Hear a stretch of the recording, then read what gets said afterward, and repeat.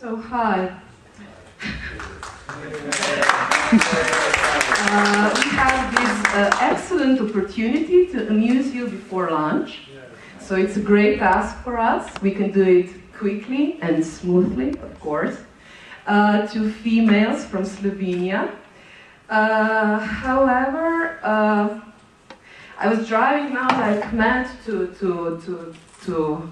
Lendava, and I was thinking, I don't know why my voice is shaking. Yes, this one is correct one. So, one more thing.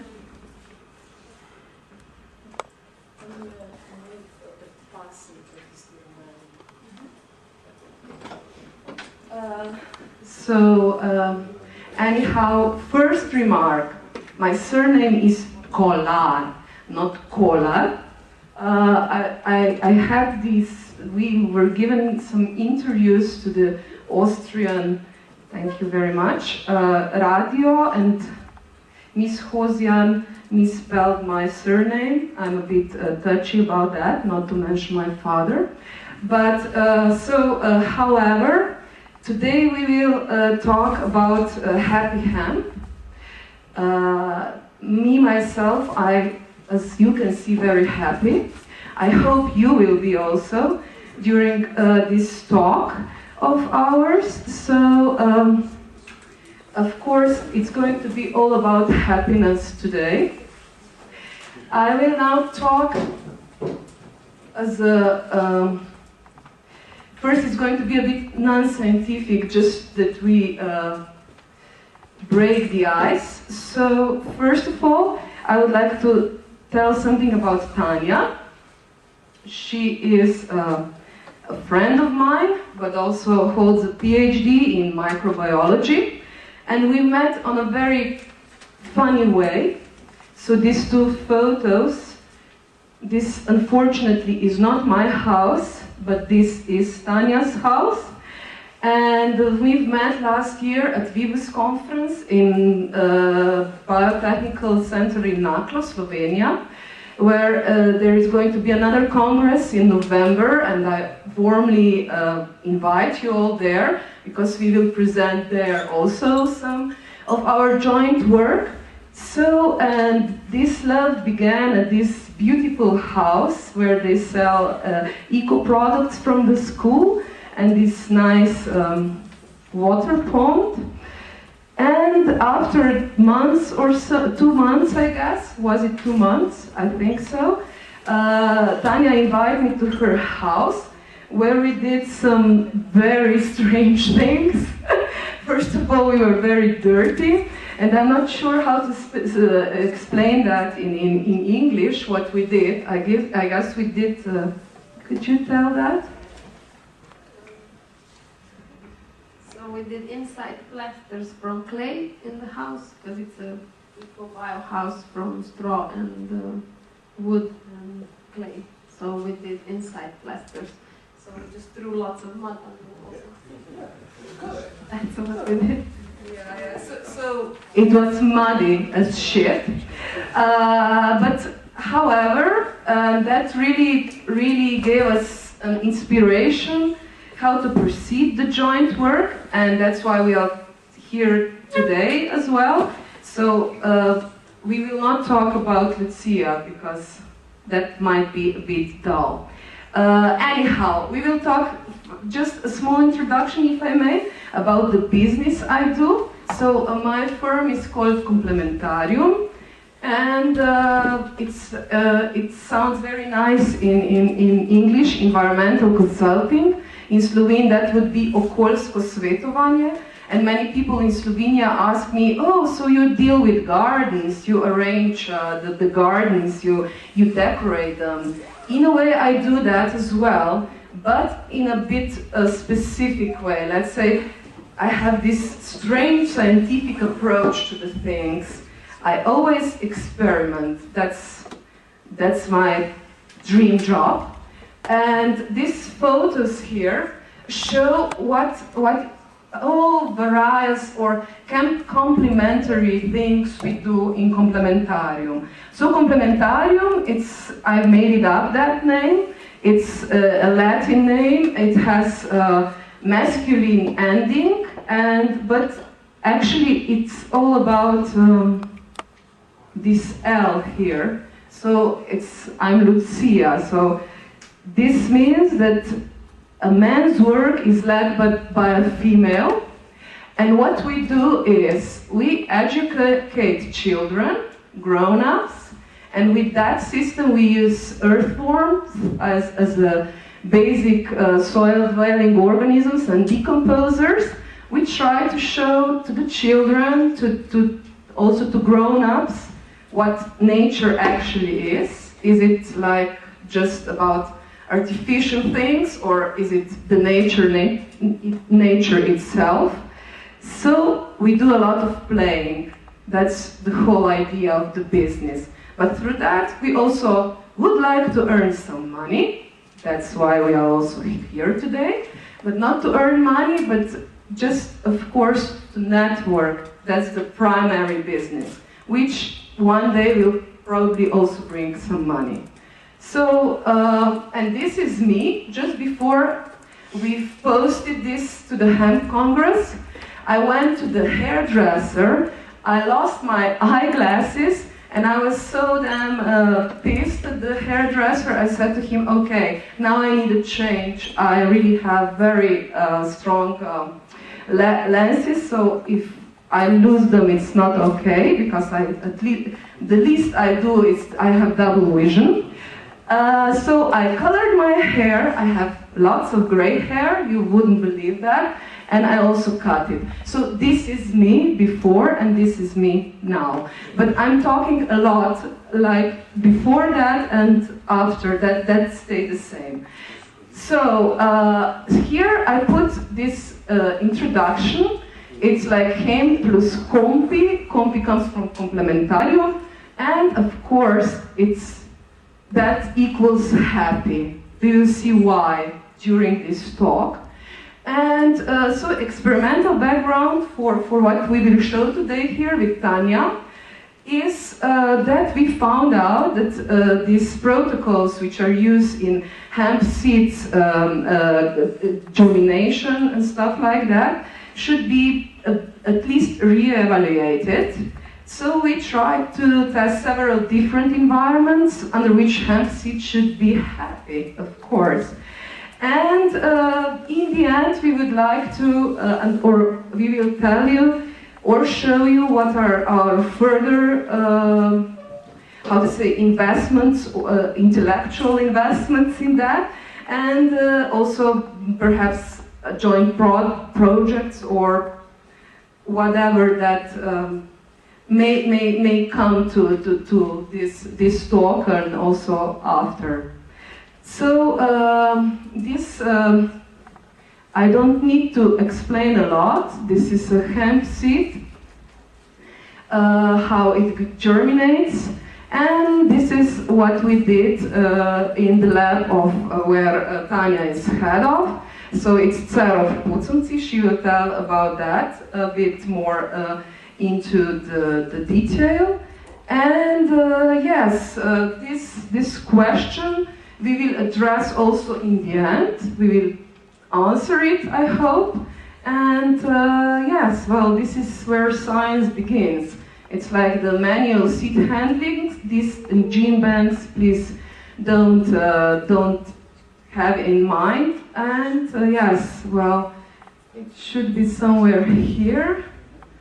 This you are really kindly asked that in the end, if we will proceed you scientifically, you will get one, let's say, we will have an auction, okay? How much do you offer for this? But unfortunately, no, I think it's fortunately, here inside is lavanda, not hemp, because after our talk, you will need to relax. So this is my intro, and Tanja will proceed. So hello now from my side. Now my part of the talk is about the science and the experiments we did with hemp. We did several germination tests. So our goal was to determine what are the most favorable conditions for hemp to germinate. It is generally well known that hemp germinates rather poorly, that the percentage of germination is rather low. So when you're growing this in large quantities, naturally germination is a big issue for the yield of the crop. So just to explain a little bit about germination itself, I'm presenting this slide where you can see the different phases of germination. So,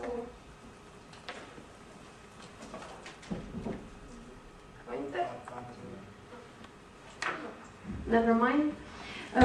So the picture is a seed, and you can see that the seed has three phases.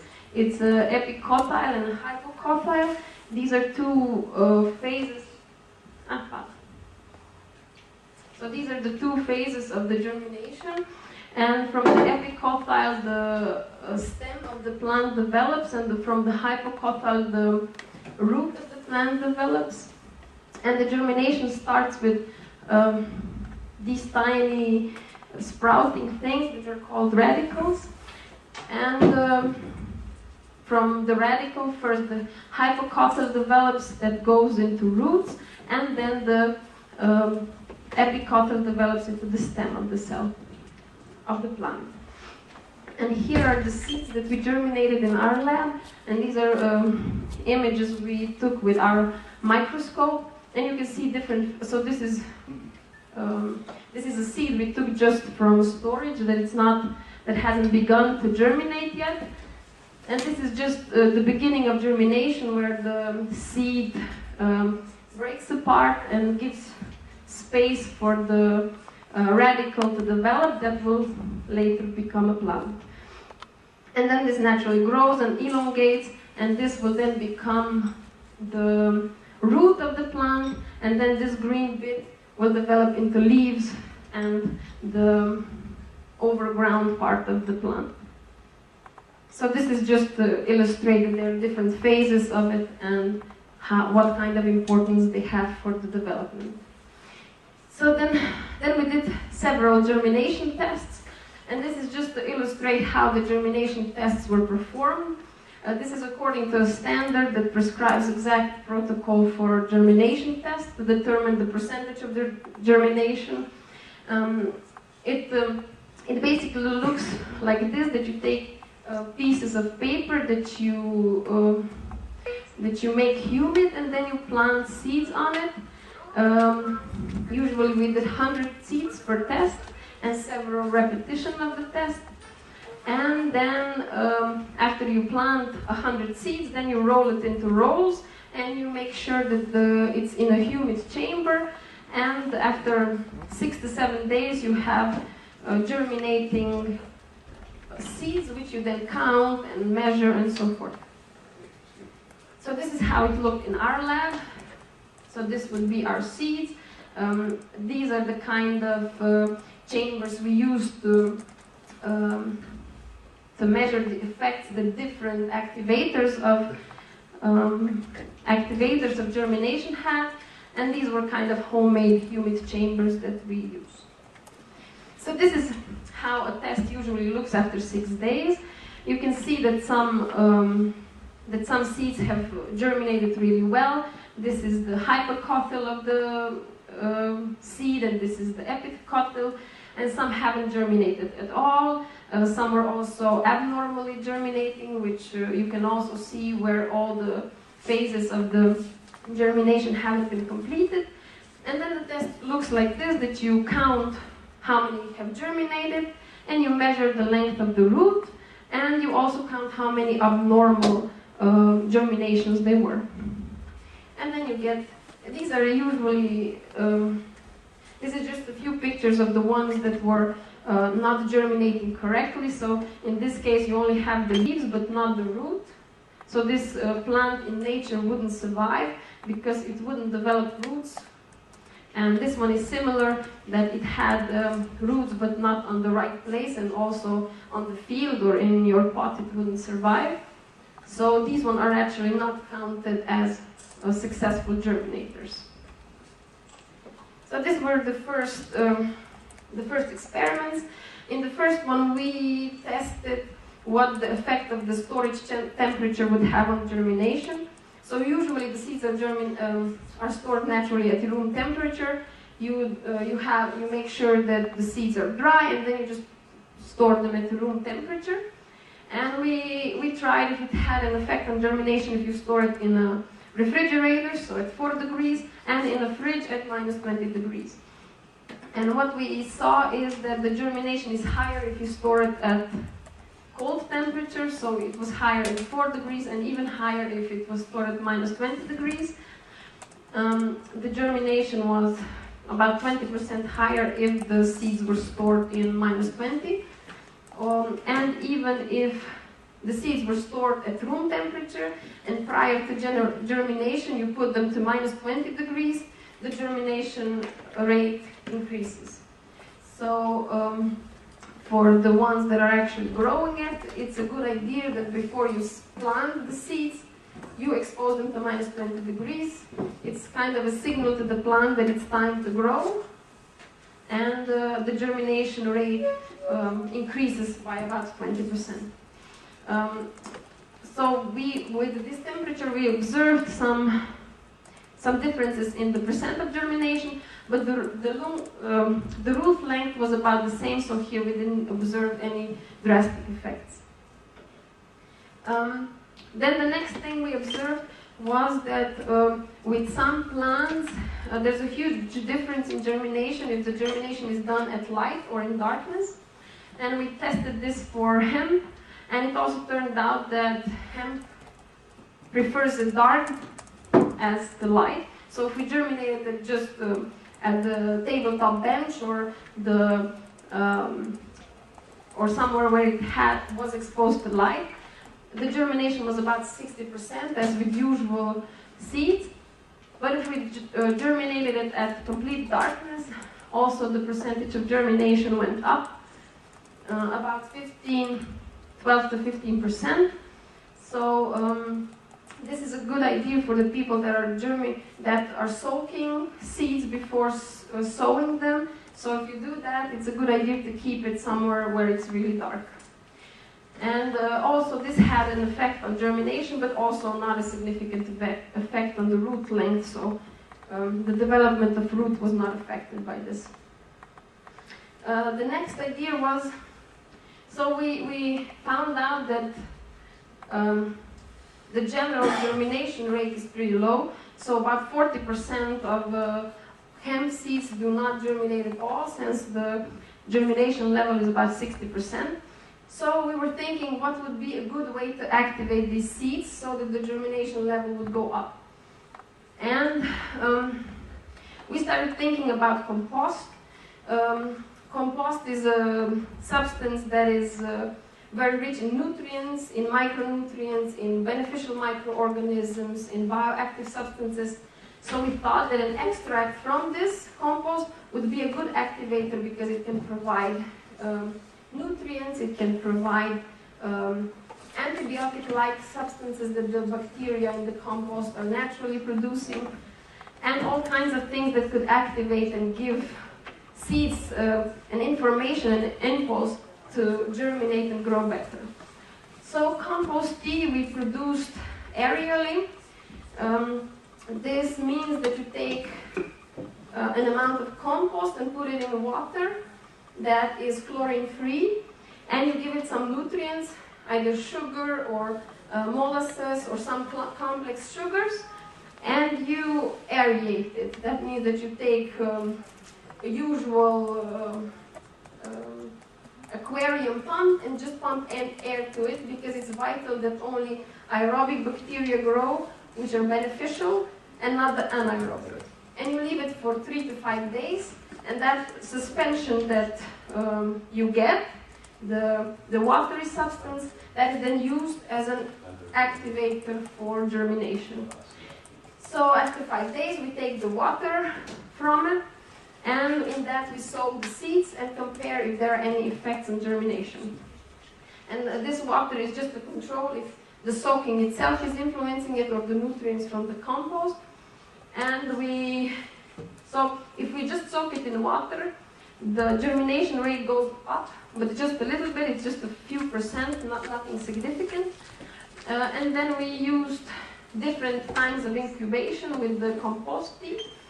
And we figured out that if we incubate it for 30 minutes, we get a 75% germination, what is 15% higher than you usually get. So this was a good indication that we found something that can increase germination and is a potentially good way to increase yield and increase growth of hemp. Then we tested also a product that is already on the market. It's called Humofix. A German company developed it. This is a combination of herbs that is used as a seed activator, and it's you get it in such little sachets and you dissolve it in water, and then that is used as an activator of germination. So we tested this and also found that there is an increase in germination, also about 15%, just about as much as with compost tea. And then this got us thinking that we still haven't reached very good germination. We're still at around 70–75%. And if we join both of these things, so we join all the nutrients you get from a compost and micro elements and all bioactive substances and beneficial bacteria, and then you combine it with different herbs and different plants that are native in this part of Slovenia, that we could maybe have a product or something that would really activate seeds and get a much higher germination. So we tested many different plants and many different herbs and tons of different combinations. And in the end we found something that we're now, for the time being, calling the Green Potion. This looks something like this. It's a combination of different herbs and different minerals and different bioactive substances. And we also tested the different times of incubation. So you just dissolve this with water and then soak the seeds in this water. And after 30 minutes, the average germination rate went really up. It was about 85%, what in comparison to 60, what is general for this batch of seeds, is an increase in 25%, which on large scale would be really a drastic difference. So these were about tests that we did for germination. So the effect is that we found a combination of things that increases the germination by 25%. And then this was how much we could optimize the germination. But then the next things we were asking ourselves is, everybody is talking about eco, bio, so forth. And if we could observe a difference in soil, that in hemp that was growing in just conventional soil or in ecological biodynamic soil. And we took samples from both soils and grew hemp in these soils. And we also measured germination, how many seeds germinated, and how tall the plants grew, we measured, and how long the roots were, so how strongly did the plant grow. And we observed that the germination is higher in ecological biodynamical soil, and also the average height of the plant was larger, and also the roots were stronger.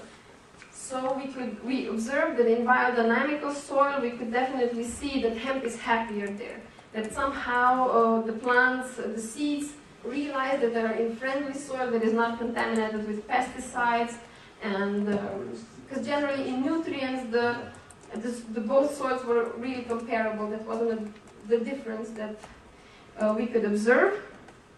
So the conclusion is hemp definitely knows when it's in a healthy soil and prefers to germinate and even grows better. So if you have an option, go biodynamical, go ecological. And then the next thing we tested was how rich the soil needs to be for hemp to be happy. We measured, we took 10 different batches of soil that had different percentage of organic carbon, which means humus basically. So how usually garden soils have about 8% of organic carbon, and conventionally grown fields have about 2 to 3%. And we tested different concentrations. So on the x-axis we have how much compost we used. Compost has about 40% of organic substance. And we see that here, where it was 50-50, 50% of compost and 50% of just general soil, the germination was best.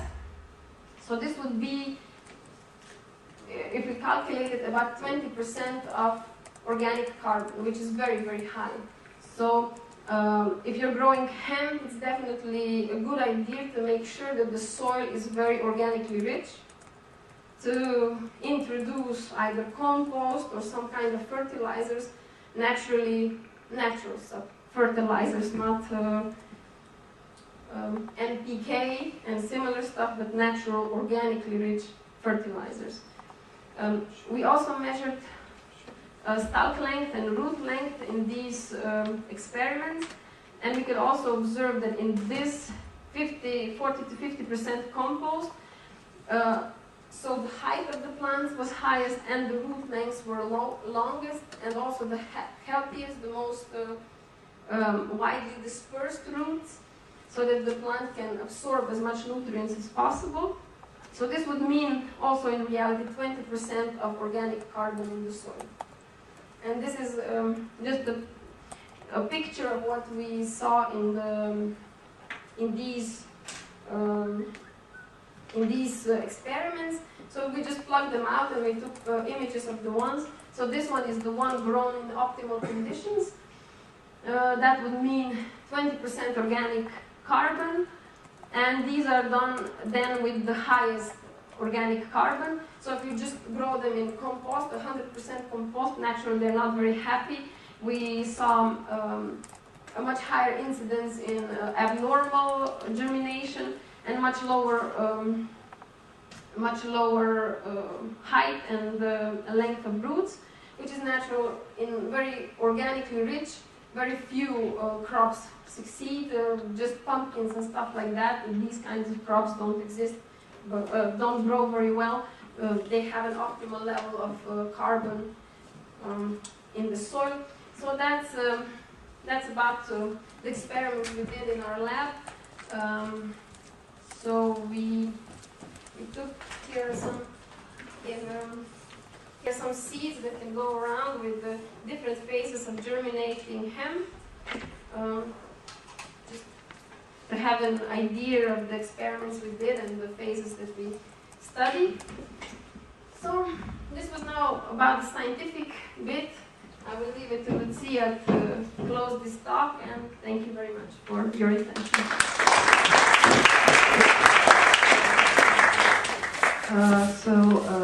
I will proceed scientifically, of course, which means now we will conclude what Tanja just said. So first of all, you've seen that hemp seeds like dark, not light conditions, and like whiskey, they like to be cooled on ice. But and that's a very important message, I think. So, like, not kept under the room temperature. So that's very important for all of you who deal with seeds. Keep that on mind. That's for free advice so far. The next one, this one, actually, what concerns the biodynamic soil. Here I've a very good friend of mine who is a really very keen biodynamic farmer, and he deals with that for at least 20 years already. here in Slovenia, which is not that common, how to say. So his soil definitely showed that it is good to put hemp seeds into it. And this small picture, this is my daughter. Just that's a nice thing we play often. Do you perhaps know what she's doing here? So she is not playing the violin, that's for sure. But the sounds she does, it's like this, how you can, another free advice, so how you can check the soil whether there are any earthworms. You put this piece of wood into as deep as possible into the soil, let's say 20 centimeters, and then just before the soil starts, you start to play a violin, and then you will make an interferential sound which will disturb the earthworms, and they will come up, and that's how you will scientifically show yourself, your child, and to the earthworms that you know that they are there and that they are doing good for your garden. So, okay, this is also a very important message we have for you with Tanja. Compost tea, well, it's not for drinking, for ourselves, but it's for the hemp seeds. They like it very much. But I think if it's made of a very good compost, as we did it as well, you could drink it too. And even if you combine it with humo fix, then it's even better. This is also very important thing. So Tanja showed that various herbal combinations enhance hemp seeds germination. Where is that thingy? Yes. So this is. It's not wrapped in gold yet, but it may be one day. So anyhow, these potions things, it's known from literature, but still not scientifically proven how this helps, but it helps. So we'll see in further experiments what's the mechanism behind this. And so we proceed with this. I like this Slovene word for potions. It's napoi. So it already sounds great. So you can imagine what this does to the hemp. And yes, well, this I have told you. So now we are fortunately coming to the really to the end of this talk. We set an auction, but I will not put you into position of that because I'm generous, and if you've made this half an hour with us, you can come here and take one and try to Google complementario, of course, as many times as possible, because we showed you that hemp is happy, right? And just a small discussion yet, because we are scientists, we have to say that too, that I think we've showed that this project has, what are the optimal conditions for hemp seeds growing and or germination. So, especially on the leadership of Tanja, a potion came up, and we also saw, the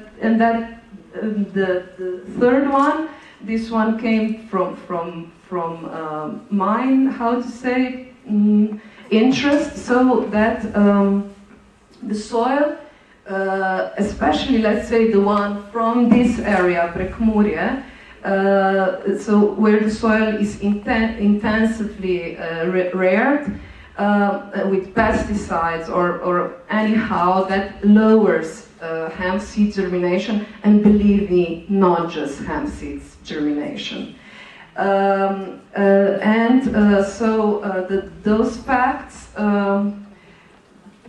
show, or that's our message to you. Please be careful while dealing with seeds. Be careful about the conditions you leave them, and actually also together with the co-worker of Tanja, who did the lab work, I think we showed that it's not difficult to sustain the proper environment for hemp seeds, and that also this does not mean very huge financial input. However, further studies need to be done. They will be done. Tomorrow one student of mine is going to join me, who will do a master's in that field further. So this is not just a blah blah today, it's a scientific study which will come to an end, I hope in further 2 years. So the aim of this study was to develop a model which will be self-sufficient and also sustainable. That's the word you all who work on projects really love, like sustainability. I hate it, but it's very, very popular, especially in the EC projects and stuff like that. So, hvala lepa, thank you. This is on the left, I need to tell you, my husband, who holds a PhD in IT, of course, computer science. He did these very nice templates together with Tanja yesterday, who was more relaxed than today while doing the talk. This is also was shot yesterday when we went to Pukovniško jezero, which I really recommend to visit. This is my baby daughter. She is called Pika. She is very energizer bunny like her mom. And the people who are listed here, Zvone gave the biodynamic soil. Mala Klemensokum will have a talk with me tomorrow morning. So Complementarium team, these are my friends and my colleagues with whom I work. So Tserup team, and Lara is there, and Tanja is here. And also to the organizer, that they gave us the opportunity to talk here today. And yes, well, to all of you who've listened to us, so hvala lepa.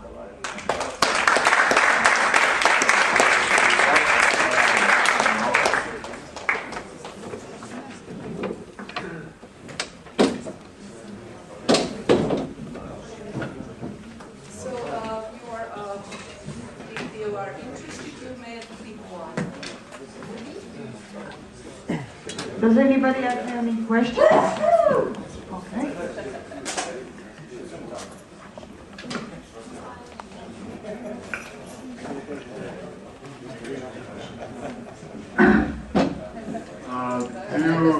I saw that all the roots from the seed when they germinated are straight down.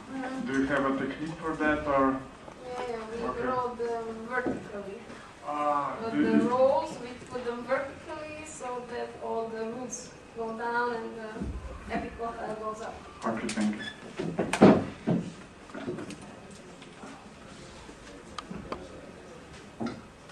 Yeah, great information. Thanks for sharing. It was very interesting. Yeah, about the optimal condition you were looking at, and also regarding the determination test you cited, I was thinking about again how to achieve the optimal condition in the reality, so in a field that have not a laboratory standard condition, but weeds problems that could have huge variation between, I don't know, heavy clay soils or sandy soils, or also the depth of the seeding is relevant in the optimal condition for germination. So how do you assess the reliability of your research in the light of this other real condition that are quite important? These were now the preliminary tests that were all done in the lab. Now we're doing similar tests in a greenhouse where it's on fields, where we already test this depth of sowing and things like that. But of course, further studies, we haven't done big field trials yet. So from what we've seen now is that it's important that the depth of seeding is so that the seeds are in darkness. So this would mean at least 2 centimeters. Now, more, I'm not sure how much more this still needs to be tested. And that, if possible, that the seeds are pre-soaked. This would increase germination in generally, so that you soak them, that the seeds are activated, and that seeds are preferably stored in a cool place prior to sowing them, and that the organic carbon in the fields is high. So that you use organic fertilizers, that increases at least to 10%. You mean organic carbon on the topsoil? Exactly. Organic matter. That would mean that the humus, if you go and measure it in a lab, that the humus percentage needs to be at least 10%. Usually in a general field it's, let's say, 3 to 4%. But this turns out that it's really too low for hemp to be happy. So compost or diverse organic fertilizers such as manure and stuff like that, that would prove to be essential for hemp to grow well. And that the soil needs to be not very compact, it needs to be aerial. We've seen this with our control groups. The soil we used as a control was really, really kind of tough. When you watered it, it became very hard, and the seeds germinated drastically poor. So the germination rate in those control soils that we first used was 10%, 20%, because the soil became really hard when you watered it. And this, the germs, we've already seen it in test. If you move the germination, these radicals and these germination phases around, they break really easily. So probably they don't have enough power to break through a hard soil. So it's really important that it's aerial. Somehow that is achieved, and usually the best way to achieve this is also with organic fertilizers, because those bring organic carbon and also this aerial, the soil is nutritious. It's not really hard. Yeah, I mean, it's just, if I may...